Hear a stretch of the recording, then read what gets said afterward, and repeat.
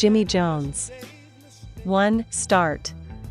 Jimmy Jones, who had spent a long apprenticeship singing in R&B vocal harmony groups, became a rock and roll star in the early 1960s singing Handyman and other hits with a dramatic and piercingly high falsetto. When Jimmy was around 12 years old, he moved from his native Birmingham, Alabama, to New York City.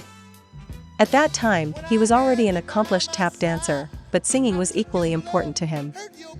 Role models were Louis Jordan and the Ink Spots, and later especially Clyde McPhatter and Jackie Wilson. Early in 1955, he joined a vocal group, the Sparks of Rhythm, originally the Berliners, who landed a recording contract with Apollo Records in July 1955. 4 songs were recorded at their first session, 3 of them led by Jimmy. When the 2 resulting singles went nowhere, Jones left the Sparks of Rhythm to form his own group, the Savoys, soon renamed the Pretenders.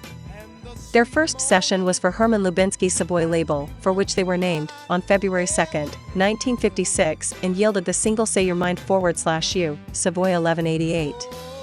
By coincidence, this was one day after the Sparks of Rhythm, now without Jimmy, recorded 4 then unissued songs for Apollo, among them Jones's composition Handyman, with bass Andrew Barksdale on lead. 2. Beginning of success. Jimmy led the Pretenders on a series of doo-wop sides for a number of New York-based labels, Savoy, Rama, Whirlin' Disc, Arrow, Holiday, Central and Apt, but nothing came close to denting the charts. In 1959, he was getting tired of groups, too much responsibility, and decided to go it alone.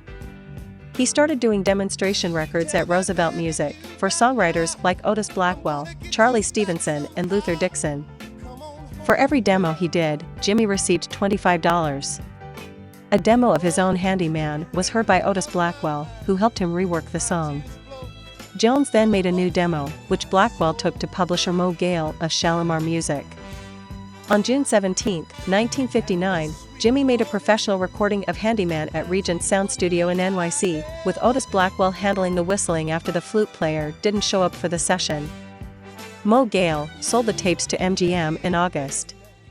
Handyman was released on September 7 on MGM's Cub subsidiary, but it didn't enter the Billboard charts until the last week of 1959.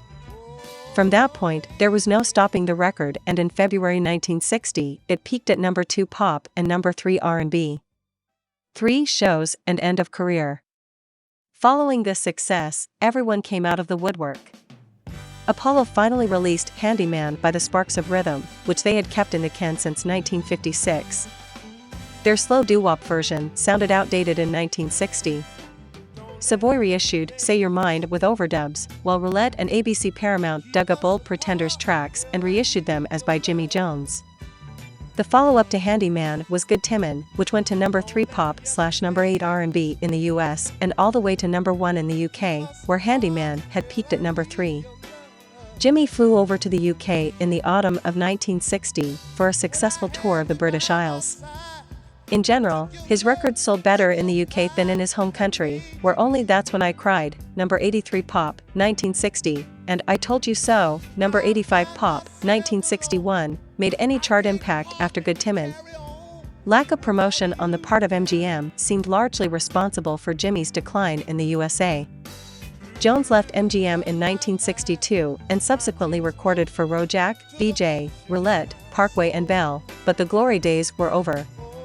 By the late 60s, the music industry had changed beyond recognition from the days that Jimmy had first stepped into a recording studio, and although he was still in his prime, the heavy workload endured over the past decade had taken its toll.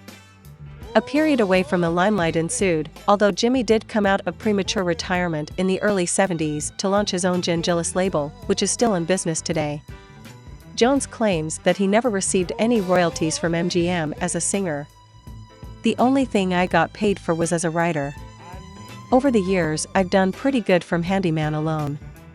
The song has been recorded by at least 25 artists and charted in versions by Del Shannon, number 22, 1964, and James Taylor, number 4, 1977.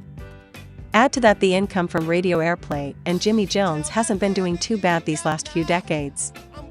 Research, Vitor Hugo Lizard Leonardi. Hello friend, I am a big music lover, and because I thought that without music I would be nothing in this life, I created this channel, the soul is the root of music, and in my humble view, everything we hear today of good music is related to the soul. If you liked it, leave your like and subscribe to the channel of this force so that new content like this can be produced. Thank you very much.